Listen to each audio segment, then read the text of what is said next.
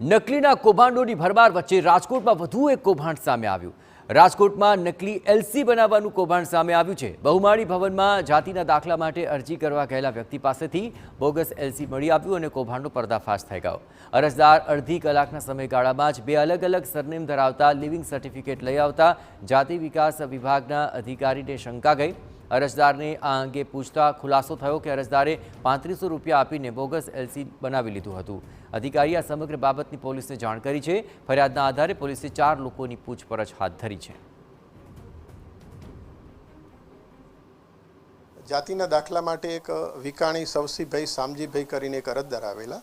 એમના જાતિ પેટા જાતિમાં ધારકીયા જાતિ લખેલી હતી, એટલે અમારા ક્લાર્કે એવું કહ્યું કે ધારકીયા જાતિ બક્ષીપંચમાં નથી આવતી, એટલે તમને ન મળી શકે।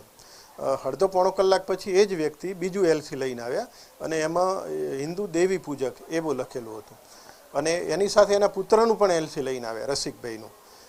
એટલે એને ડાઉટ ગયો ક્લાર્કને।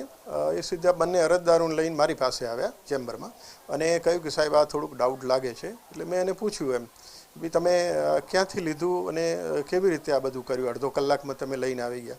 કે સાહેબ અહીં બહુમાળી ભવનમાં અમે એક ભાઈ છે એમાં 3500 રૂપિયામાં મને આ એલસી આપ્યું છે એમ।